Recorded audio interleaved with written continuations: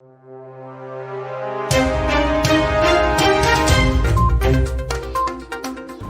to VARINDIA News Hour.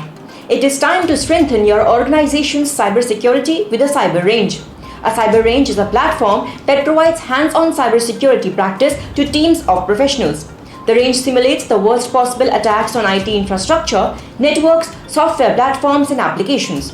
The range also contains a learning management system or LMS. An LMS enables both instructors and students to make measured progress through a defined training program. The LMS may also connect with what is known as an orchestration layer that connects specific parts of the curriculum with the underlying IT assets that comprise the range. The range's underlying infrastructure might include a network, storage, compute servers as well as switches, routers, firewalls, and so forth. In some cases, the range is built using an open source platform like OpenStack. A virtualization layer helps reduce the range's physical footprint. Some ranges are partly or fully cloud-based. The range's target infrastructure simulates the actual digital assets that might be subject to a cyber attack. Beyond training, cyber ranges are useful for people and organizations that wish to experiment with new cyber defense technologies. They can use the range as a safe place to solve complex cyber problems. They can test new ideas and see how teams interact with emerging cybersecurity solutions. The cybersecurity threat landscape never sleeps. Attacks can come at any time, and their nature may change at a moment's notice. Highly trained threat actors are constantly evolving, testing, innovating, and developing new tools. No one is immune, from government organizations to the smallest family-owned business. Cybersecurity is becoming more challenging and serious. Organizations from corporations to state governments are struggling to find and train the personnel who will enable a robust cyber defense. Some cyber ranges are created to test commercial products such as servers against malicious actors. That's the job of the IBM X-Force Command Center, to name one such range. It is a simulator that enables testers to see how systems will withstand malware attacks as a cybersecurity guide. There are smart grids. The power grid is such a significant target for malicious actors that the utility industry has invested in building cyber ranges for their unique IT and network environments. These ranges are able to simulate the interconnected power networks that comprise the grid. They also run the supervisory control, the data acquisition systems that are common in the power industry. The growth of Internet of Things shows a new attack surface. Many IoT devices lack inherent security features, so it's essential to have experienced security operators work in their defense.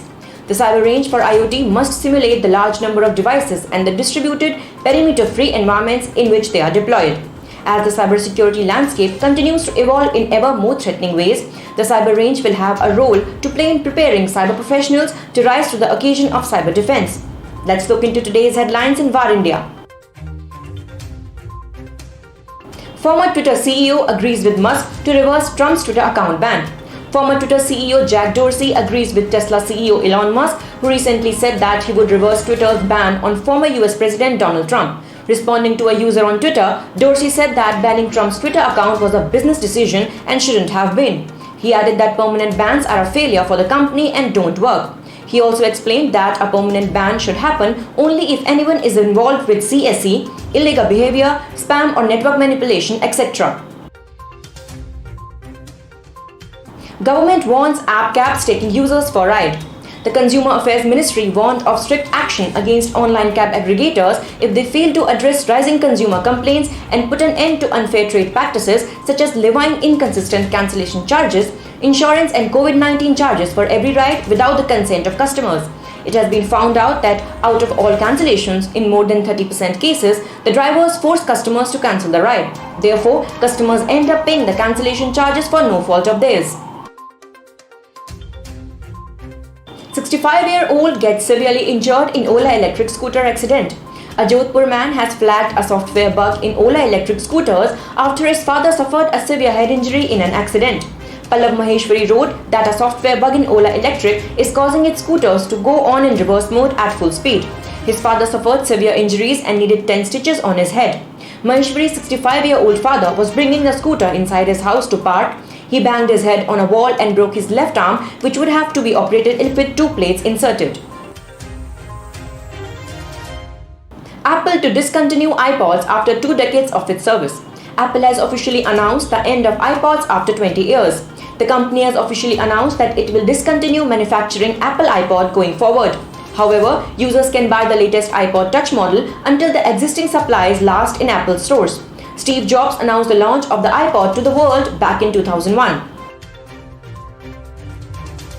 Google Meta asked to remove online child pornography under EC rules.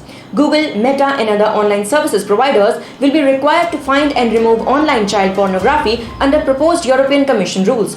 Companies that fail to comply with the rules will face fines up to 6% of their annual income or global turnover, which will be set by EU countries. The EU executive said the announced proposal aimed to replace the current system of voluntary detection and reporting by companies which has proven to be insufficient to protect children.